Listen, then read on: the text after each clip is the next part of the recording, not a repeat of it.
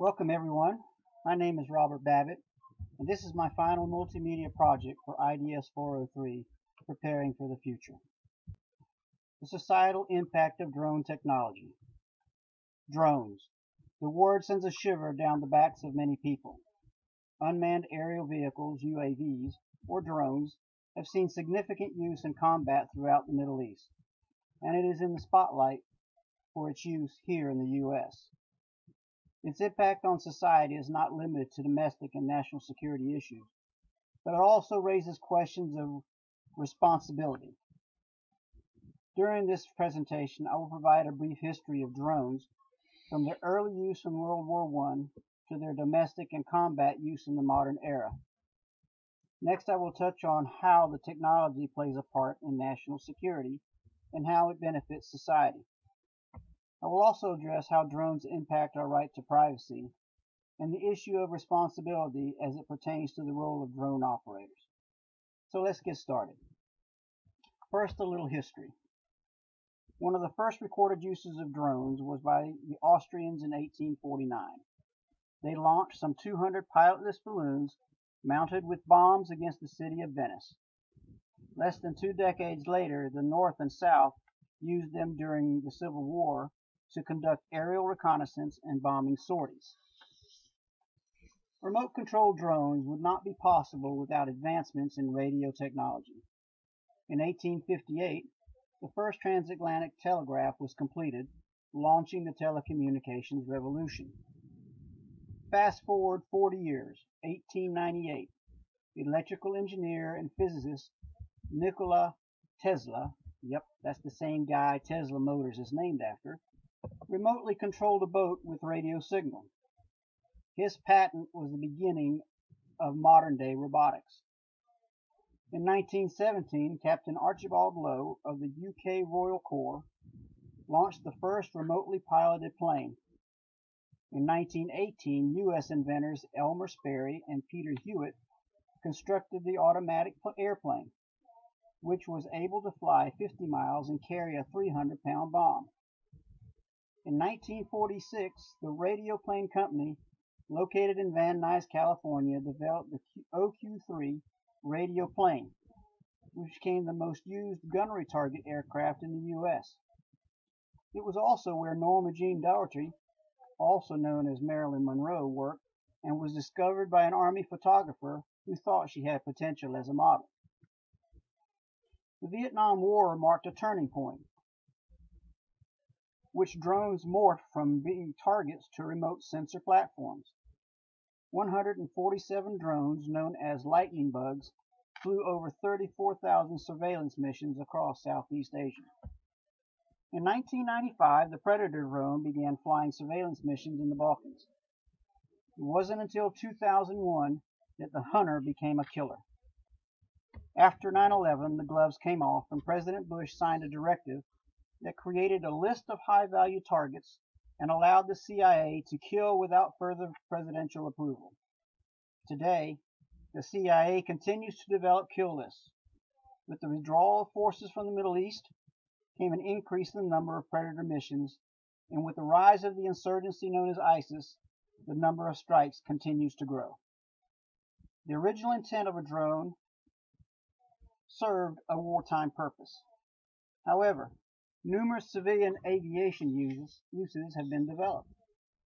Among them are commercial and motion picture filming, law enforcement, search and rescue, and pizza delivery. So what are the social issues surrounding drone technology?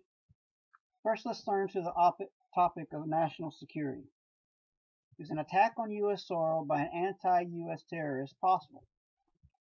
On September 2011, federal authorities arrested American Al-Qaeda sympathizer Rezwan Firdas for allegedly planning a terrorist attack on the nation's capital using a remote-controlled plane to deliver bombs. This may seem far-fetched, but perhaps not for long. An emerging national market for UAVs is exploding, driving down costs and expanding availability of highly capable drone aircraft that can be modified to carry explosives, biological, or chemical weapons. Couple this with poor border security, we have the makings for a terrible tragedy. It is possible to increase and enforce border security and use drones to enhance surveillance and increase mail screening and purchases. But at what cost? Is the public ready to bear the burden of the additional security measures? Maybe a better question is the public willing to become an additional set of eyes and ears to assist in prevention of something like this happening, or will it stick its collective heads in the sand and let someone else worry about it? Surrounding the debate concerning the use of drone technology domestically are a series of sensitive and controversial issues. The distinction between protecting and ensuring safety while maintaining and upholding citizen privacy and civil rights is difficult. When does monitoring and surveillance become too much? Are there situations where the social benefits outweigh the costs? One way drones can benefit society is when they are used as an extension of law enforcement. Search and rescue. With the variety of drones available, a high-speed helicopter type can be used to chase a criminal, while another, equipped with infrared technology, could be used to track down an escaped convict in hiding by picking up his or her body temperature. UAVs were used in search and rescue during hurricanes which struck Louisiana and Texas in 2008. They have also been tested as airborne lifeguards, locating distressed swimmers using thermal cameras and dropping life preservers. The greatest challenge facing drone technology is the issue of privacy and civil rights. UAVs are equipped with sophisticated imaging technology that provides the ability to obtain detailed photographs of terrain, people, homes, and even small objects. Cameras used by drones are among the highest definition cameras available. On some drones, operators are able to track up to 65 different targets over a 65 square mile area. Drones pose a unique threat to privacy. Their design allows for constant, persistent surveillance, unmatched by older video surveillance methods.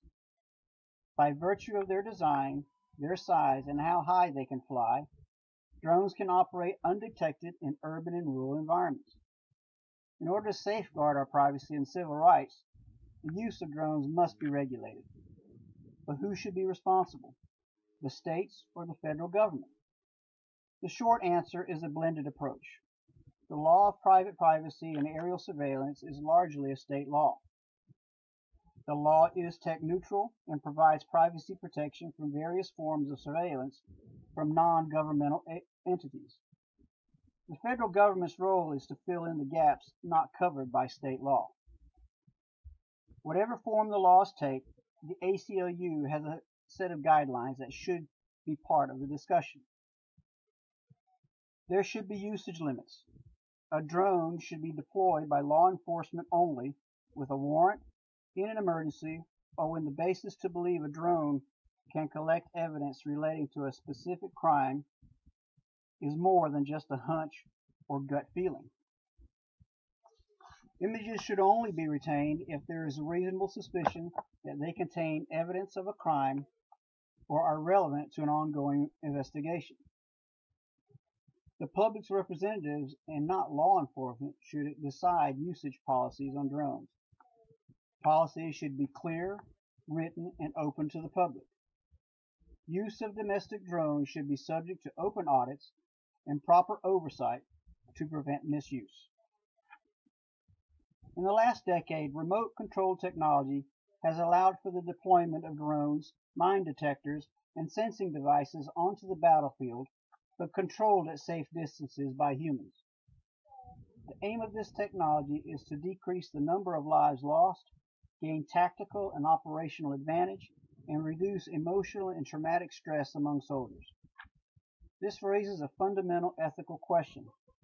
Can drone operators or cubicle warriors be held responsible for an atrocity that would normally be labeled a war crime when it is caused by a military drone? Drone technology detaches cubicle warriors both physically and psychologically from the battlefield. For cubicle warriors, the decision-making context is vastly different from soldiers in combat. Cubicle warriors operate from behind a computer screen, far away from the battlefield. They feel safe in a physical sense. They cannot be wounded. As a result, they feel no fear. The convergence of the video game interface and drone technology increases the emotional distance from the enemy. It also conditions warriors to dehumanize the enemy. They become morally detached from the enemy, focusing more on the end results as opposed to the moral implications associated with their actions. They target blips on a screen, not consciously aware that those blips are human beings. The bottom line is that cubicle warriors cannot be held reasonably responsible for their decisions because they cannot fulfill the knowledge condition. Depersonalization of war, by dehumanizing the enemy, causes a subconscious belief in cubicle warriors that they are playing a video game. Consequently, they can neither reliably identify targets nor comprehend what happens when lethal force is used. If cubicle warriors are to be held reasonably responsible, it is essential that they are aware of what is at stake in order to make deliberate and truly responsible decisions. A solution must strike a balance between moral and emotional attachment and detachment. It requires an ethical design of computer systems that communicates both the moral reality of the consequences of their decisions, as well as reduce the strong emotions cubicle warriors face. Developing such a system will be a challenge. Much is still learned about disengagement processes, but there is the potential for interventions designed to counter the negative effects of moral disengagement. This concludes my presentation. I hope that what I have shared was thought-provoking and provides a better understanding of how drone technology has affected society. Thank you.